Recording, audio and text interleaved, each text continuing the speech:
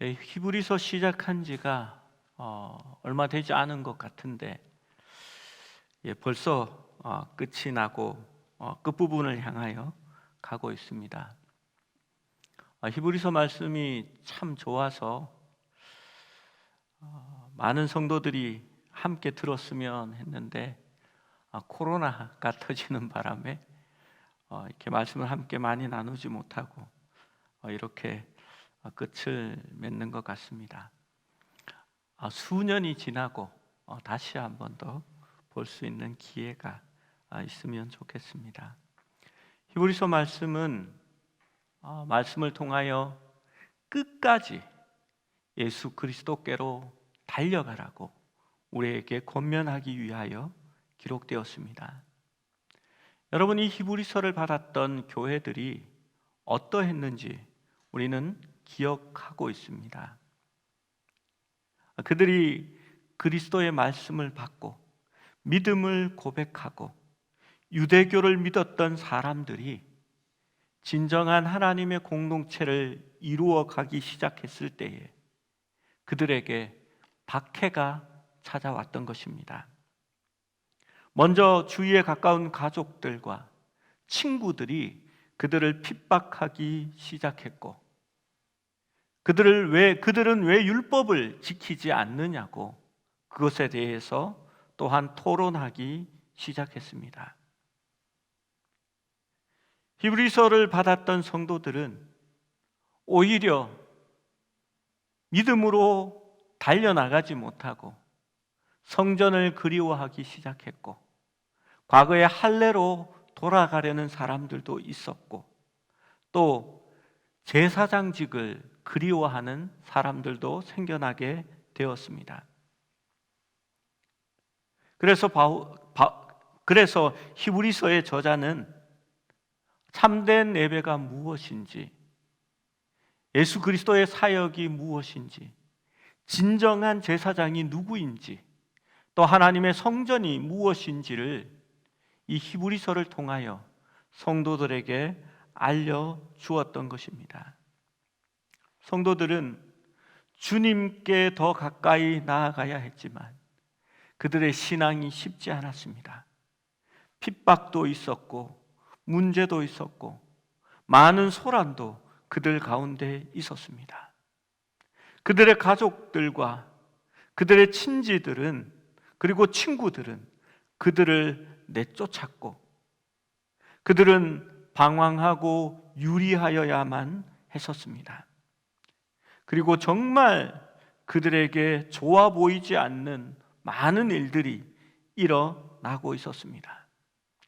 그래서 그 중에 몇몇 사람들이 믿음에서 돌이켜서 오히려 율법으로 돌아가려고 물러서기 시작했던 것입니다. 그래서 히브리서의 기자는 믿음의 경주에 참가하여 우리가 달려나갈 때에 포기하지 말고 끝까지 인내를 가지고 달려가야 한다라고 말합니다. 우리가 겪고 있는 모든 문제들, 그 시험과 환난은 사랑이 많으신 우리 아버지의 징계의 손길이라는 것을 알고 있어야 한다라고 말합니다. 하나님은 시련을 통해서 우리를 연단하십니다. 우리 안에 불순물들을 시련의 용광로에서 태우시고 우리를 정금과 같이 정죄하시는 것입니다. 하나님의 목표는 더 깊은 믿음과 온전함과 순수함, 거룩함을 이루어 가시는 것입니다. 우리의 마음이 나뉘어지지 않고 불순물이 섞여지지 않고 오직 그리스도를 향한 믿음만으로 살아갈 수 있도록 우리에게 시련을 허락하시는 겁니다. 그것이 우리에게 주시는 시험이고 징계라라고 얘기했습니다. 그러한 것이 있지 아니하면 너희는 사생자요 하나님의 자녀가 아니라라고 말합니다. 시련을 통해서 우리는 더욱 겸손하여지고 내가 할 수 있는 삶이 아니라 하나님이 하시는 삶이 되어야 한다라는 것을 깨닫게 됩니다. 그리고 주님을 의지하여 주님께로 더 가까이 다가가는 것입니다. 하나님의 징계를 이해하면 믿음의 경주를 하는 것에 도움이 됩니다. 여러분, 오늘 읽은 말씀도 믿음의 경주에 관한 말씀입니다. 그런데 그 말씀 사이에 바로 하나님의 징계에 대한 말씀이 끼어져 있는 것입니다. 믿음의 경주가 12장 1절 2절에 나타나 있고, 또 오늘 우리가 읽은 12절 13절 말씀에 믿음의 경주가 있습니다. 그리고 그 식빵 사이에 안고가 바로 하나님의 징계라고 말하고 있는 것입니다. 그래서 이런 구조를 샌드위치 구조라고 말합니다. 1절 먼저 3절과 12절을 보면 3절의 권면은 너희가 피곤하여 낙심하지 않기 위하여 라고 기록합니다. 그리고 12절은 피곤한 손과 연약한 무릎을 일으켜 세우고 라고 권면합니다. 징계에 관한 말씀을 중간에 두고 양쪽 사이에 동일한 격려를 하고 있는 것입니다. 그리고 1절과 13절의 말씀을 보십시오. 1절은 인내로서 우리 앞에 당한 경주를 하며 라고 기록하고, 13절은 너희 발을 위하여 곧은 길을 만들어 라고 말씀합니다. 다시 말해서 우리의 고난에 대한 하나님의 징계에 대한, 또한 그 징계의 목적은 우리가 경주를 포기하지 않고 낙심하여 지치거나 잘못된 길로 우회하지 않도록 하나님께서 우리에게 징계를 허락하신다라는 것입니다. 우리는 반대로 생각할 때가 많이 있습니다. 징계 때문에, 고난 때문에, 아픔 때문에 내가 힘들어졌다, 그 때문에 우회했다라고 말합니다. 그렇지 않습니다. 찬송가 가사에도 하나님의 은혜를 체험했던 성도가 그 풍랑 인하여 더 빨리 나아간다라고 고백한 찬양의 가사를 우리가 볼 수가 있습니다. 여러분, 우리의 삶에 있는 모든 것들은 하나님께서 우리에게 합력하여 최선의 길을 이루게 하시기 위하여 하나님의 통제 아래 이루어지고 있고, 그 모든 일은 하나님이 우리를 사랑하시기에, 우리가 그분의 자녀이기에 허락하시고 있다라는 것을 기억해야 할 줄로 믿습니다. 성경은 말합니다. 하나님은 미쁘사 너희가 감당치 못할 시험 당함을 허락치 아니하시고 시험 당할 즈음에는 피할 길을 내사 너희로 능히 감당케 하신다라고 말씀하고 있는 것입니다.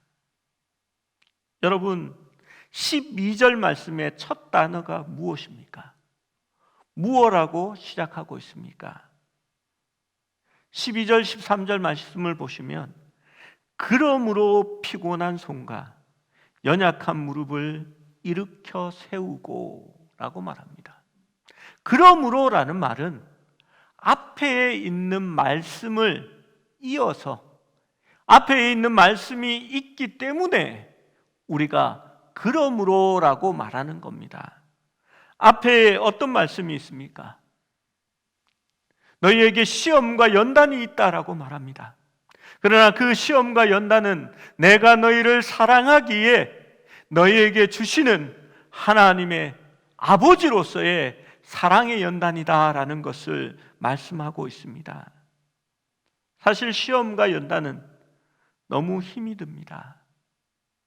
어려운 일들을 한번 겪고 나면 잘 이겨내고 해결했는데도 불구하고 피곤이 겹쳐오고 드러눕고 싶은 마음이 가득해집니다.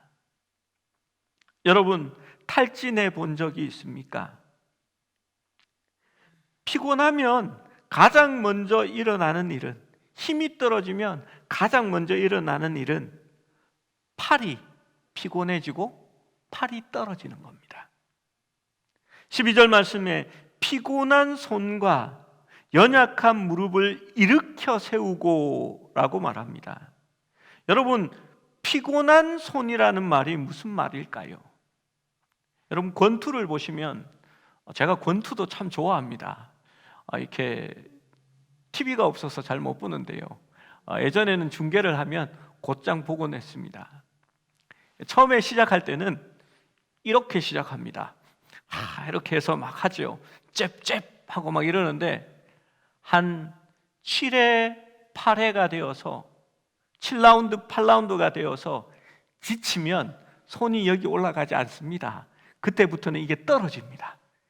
이렇게 올라가야 맞거든요. 얼굴을 막을 수 있는데 이게 떨어져 가지고 이러다가 이제 더 맞는 겁니다. 이 권투 선수들이 나중에 지치면 무슨 짓을 하냐 하면요, 잠시만 이렇게 내려서 쉬었으면 좋겠거든요. 그래서 이제 자기가 지쳤다는 걸 보여주면 안 되니까 이게 좀 기만 같은 걸 하는 겁니다. 상대 선수한테 손을 턱 내리고 때려보라고 이럽니다. 그러면요, 그게 나 자신 있어, 너 때려봐, 내가 다 피해, 이런 제스처가 아니고요, 실제로는 팔이 안 올라가니까 조금이라도 쉬어보려고 깨를 부리는 내용들입니다. 마라톤 선수들은요, 처음 출발할 때는 손이 자유롭게 움직입니다. 계란을 진 손 모양을 하고 약간 반원을 이렇게 그리면서 이렇게 돌린다고 하죠. 잘 뛰어나갑니다. 나중에 20km, 30km 뛰고 나면요, 손이 안 올라갑니다. 이러고 있습니다. 그래서 저 선수가 지쳤다, 안 지쳤다라는 것을 알 수 있습니다. 저는 자전거를 가끔씩 타는데요, 자전거는 핸들을 붙잡고 타잖아요. 손을 내릴 일이 없습니다. 그런데 자전거를 타면 뭐가 떨어지는지 아십니까? 머리가 떨어집니다. 이게 자꾸 이렇게 해서 머리를 들고 타야 되잖아요. 앞을 봐야 되니까. 근데 지치면 머리가 이렇게 자꾸 떨어지는 겁니다. 그래서 앞을 봐야 되는데 밑을 바라보면서 자전거를 타다가 간혹 사람들을 보면 앞에 멀쩡히 서 있는 자동차 뒤에 본인이 갖다 박아버립니다. 왜냐하면 지쳐서 머리가 안 들려서 그렇습니다. 여러분, 손이 떨어지면 리듬이 깨어지고 속도가 떨어집니다. 두 번째 일어나는 일은 무릎이 흔들리기 시작합니다. 우리 흔히 이렇게 말하죠. 다리 풀렸어, 다리 풀렸어. 산에 올라가다가 잘 올라가는데 내려올 때 되면 다리가 풀려집니다. 그러면 내가 걸어서 내려오는 게 아니라 저절로 막 밀려서 내려가게 됩니다. 뛰어가야 하는데 뛰어가는 게 아니라 턱 내딛으면 이렇게 휘청하고 또 이렇게 걷는 그러한 형태가 일어납니다. 그러면요, 가는 길이 어그러지기 시작합니다. 오늘 12절 말씀이 그런 내용입니다. 피곤한 손과 연약한 무릎을 일으켜 세우고 너희 발을 위하여 곧은 길을 만들어 라고 말씀하고 있는 것입니다. 우리의 신앙 여정에도 가끔은 환난과 시험이 찾아옵니다. 우리의 믿음의 경주에서 팔이 피곤하여 처지기 시작합니다. 다리가 풀려 무릎이 흔들릴 때가 있습니다. 그때 무엇을 해야 하는지 시브리서 12장 2절 말씀에는 이미 우리에게 충고를 하고 있었습니다. 믿음의 주여 또 온전케 하시는 이인 예수를 바라보자. 그는 그 앞에 있는 기쁨을 위하여 십자가를 참으사 부끄러움을 개의치 아니하시더니 하나님 보좌 우편에 앉으셨느니라 라고 말합니다. 여러분, 그때 믿음을 굳건히 해야 한다라고 말합니다. 또한 온전하게 다시 일어서서 달려야 한다라고 말합니다. 여러분, 그런데 믿음이 우리에게 주어지는, 믿음을 주시는 분이 누구라 말합니까? 예수님이라 말합니다. 그리고 우리를 온전하게 하시는 분이 누구라고 말합니까? 예수님입니다. 그러니까 우리의 신앙은 내가 힘을 내고, 내가 능력을 발휘하고, 내가 새로운 아이템을 장착하는 게 아니라 주님을 바라볼 때에 다시 우리의 믿음이 회복되고 우리가 온전하게 나아지는 것입니다. 우리는 그래서 주님을 바라보는 것이 중요합니다. 여러분, 때로는 무릎이 덜덜 떨리고 팔이 축 늘어져 엎드러질 때가 있습니다. 무기력해질 때가 우리에게 일어납니다. 바로 그때 12절의 말씀이 기록된 겁니다. 그때를 위해서 12절의 말씀이 주어진 겁니다. 여러분, 하나님이 주시는 시련과 고난, 환난을 당할 때에도 우리는 힘이 듭니다. 우리의 손과 무릎이 힘이 다하여 늘어지고 흔들리는 무릎으로 버틸 수조차 없을 때에 히브리서 기자는 우리에게 이 말씀을 주시는 겁니다. 우리 12절, 13절 말씀을 한 번 더 같이 읽어봅니다. 12절, 13절입니다. 시작. 그러므로 피곤한 손과 연약한 무릎을 일으켜 세우고 너희 발을 위하여 곧은 길을 만들어 저는 다리로 하여금 어그러지지 않고 고침을 받게 하라. 여러분, 이 말씀을 자세히 살펴볼 필요가 있습니다. 여러분, 내가 지금 손이 떨어지고 다리가 흔들려 어그러져서 길에 주저앉아 있는데 스스로 고침을 받게 하라, 어그러지지 않게 하라, 이런 말일까요? 여러분, 이 말씀은 그런 말이 아닙니다. 여기서 피곤한 손과 연약한 무릎은 나의 피곤한 손과 연약한 무릎이 아니라 우리와 함께하고 있는 형제 자매의 피곤한 손과 연약한 무릎을 말하는 것입니다. 우리 주위에 있는 시험과 환난과 고통을 통하여 흔들리고 늘어져 있고 버티지 못하고 쓰러져 있는 우리 형제 자매들에게 격려하라는 말씀입니다. 히브리서 10장 24절 25절은 우리에게 똑같은 권면을 이미 주셨습니다. 10장 24절 25절 말씀입니다. 함께 읽어봅니다. 시작. 서로 돌아보아 사랑과 선행을 격려하며 모이기를 패하는 어떤 사람들의 습관과 같이 하지 말고 오직 권하여 그날이 가까움을 볼수록 더욱 그리하자.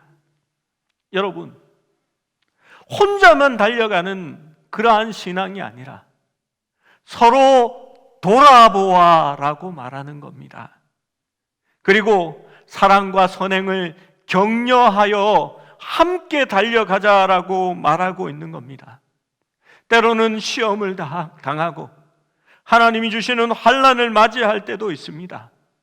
그 아픔 때문에 손이 떨리고 우리의 손이 처지고 무릎을 꿇고 당에 주저앉아 있을 때도 있습니다.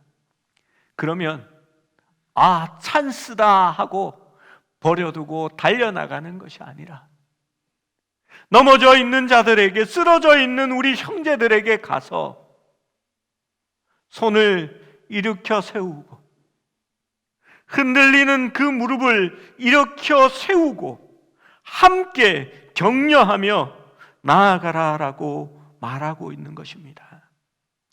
그것이 바로 우리를 교회로 부르신 이유입니다. 여러분, 신앙생활은 혼자 할 수 없습니다. 우리가 믿는 순간 하나님 안에서 한 형제가 되고 자매가 되는 겁니다. 그리고 우리가 하나님 안에서 때로는 하나님이 주시는 시험을 당하고도 넘어지고 쓰러질 때가 있습니다. 여러분, 엘리야 선지자를 기억해 보십시오. 하나님이 주시는 엄청난 일을 경험했습니다.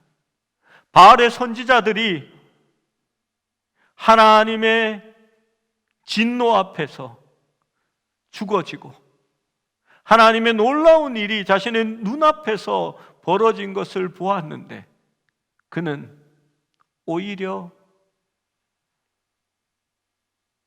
힘을 다하여 넘어집니다.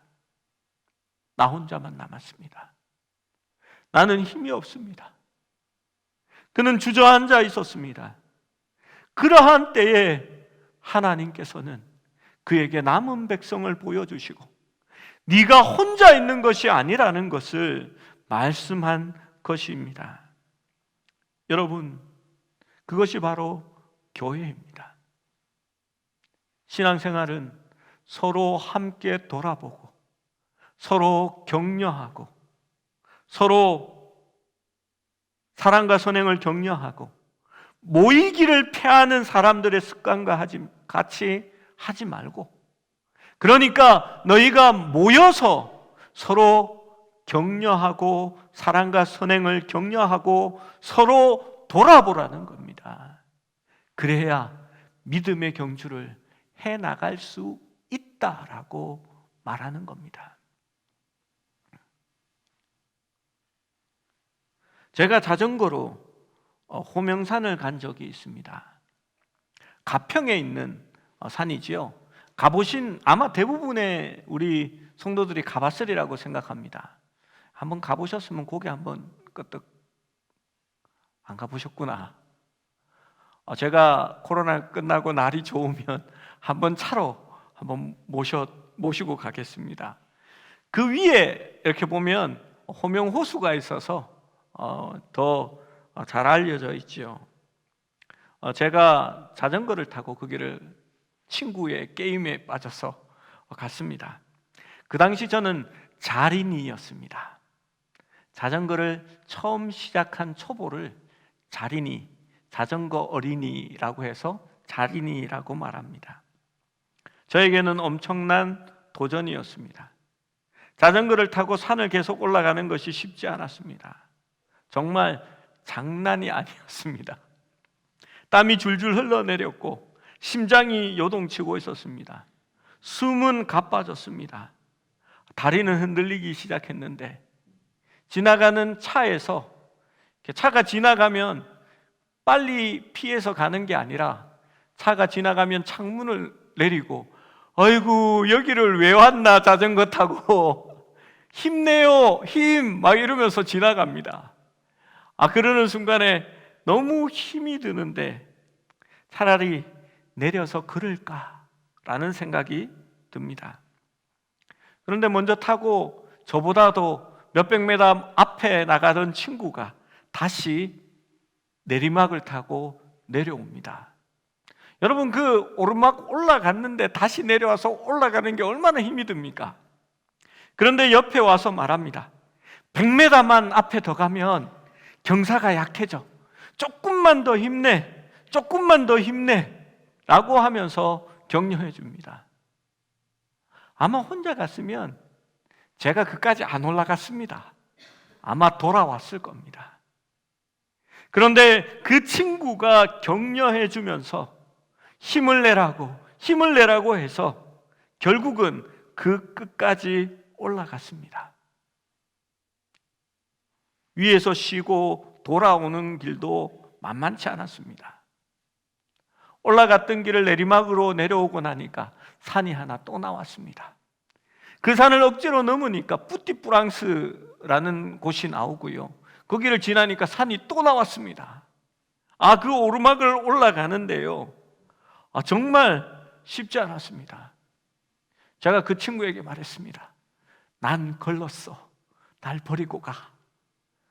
그 친구는 집이 은평구 진관동이거든요. 그러니까 저는 이 강동구까지만 오면 집에 들어가면 됩니다. 근데 그 친구는 여기 와서 다시 한강을 가로질러서 성산대교까지 가서 그 위로 한참을 북한산까지 또 올라가야 됩니다. 그런데 이 친구가 야, 널 버리고 가면 내가 네 친구냐? 제가 난 걸렀어 했는데도 옆에서 격려하면서 이렇게 도와줍니다.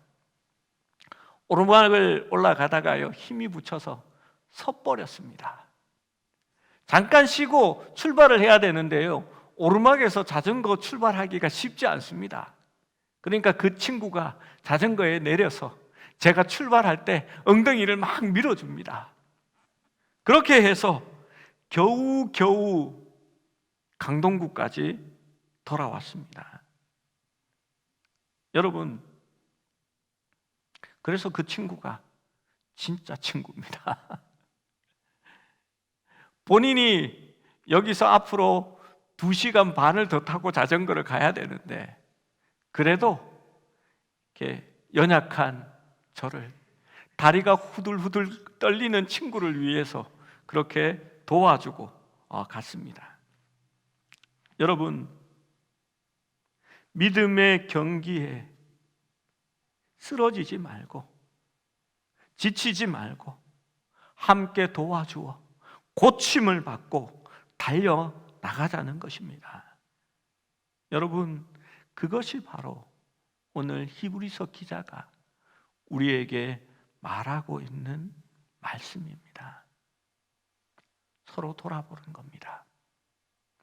그리고 팔이 처지고 무릎이 흔들려 넘어진 자들에게 일어나서 달려나갈 수 있도록 그 길을 곧게 하고 치유하여 주라라고 말하고 있는 것입니다. 여러분, 우리에게는 하나님의 은혜가 있기 때문에 그 길을 끝까지 달려나갈 수가 있습니다. 우리는 그리스도 안에서 날마다 새로워지기 때문입니다.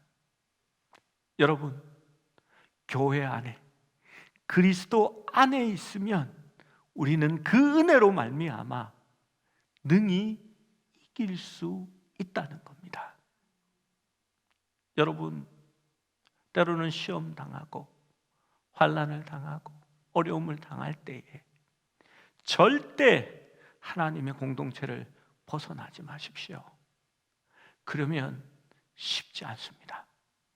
그러나 그리스도 안에 있으면, 하나님의 교회 안에 있으면 우리는 서로를 일으켜 세우고 다시 달려나갈 수 있다고 성경은 말하고 있는 것입니다. 이사야 40장 28절에서 31절의 말씀을 함께 읽어봅니다. 함께 읽습니다. 시작. 너는 알지 못하느냐? 듣지 못하였느냐? 영원하신 하나님 여호와 땅끝까지 창조하신 이는 피곤하지 아니하시며 곤비하지 아니하시며 명철이 한이 없으시며 피곤한 자에게는 능력을 주시며 무능한 자에게는 힘을 더하시나니 소년이라도 피곤하며 곤비하며 장정이라도 넘어지며 쓰러지되 오직 여호와를 앙망하는 자는 새 힘을 얻으니 독수리 날개치며 올라감 같을 것이요 다른 박질하여도 곤비하지 아니하겠고 걸어가도 피곤하지 아니하리로다. 그렇습니다. 하나님 안에서 여호와를 앙망하는 자는 우리에게 새로운 힘을 부어 주실 것이라고 하나님은 말하고 있는 것입니다. 여러분, 그래서 우리가 하나님을 찬양하고 하나님을 바라보고 여호와 하나님을 진정으로 갈급해야 하는 그러한 공동체가 되어야 하는 것입니다. 그때에 우리에게 하나님께서 부어주는 놀라운 힘이 있다는 것입니다. 이제 말씀을 맺습니다. 믿음의 경주는 혼자 뛰는 경주가 아닙니다. 믿음의 경주는 함께 가는 인내의 길입니다. 믿음의 주요 온전케 하시는 예수님을 바라보면서 또한 서로 권면하여 함께 피곤한 손과 연약한 무릎을 일으켜 세우고 서로를 격려하며 나아가는 하나님의 교회, 서울 수림교회 성도들이 되시기를 축원합니다.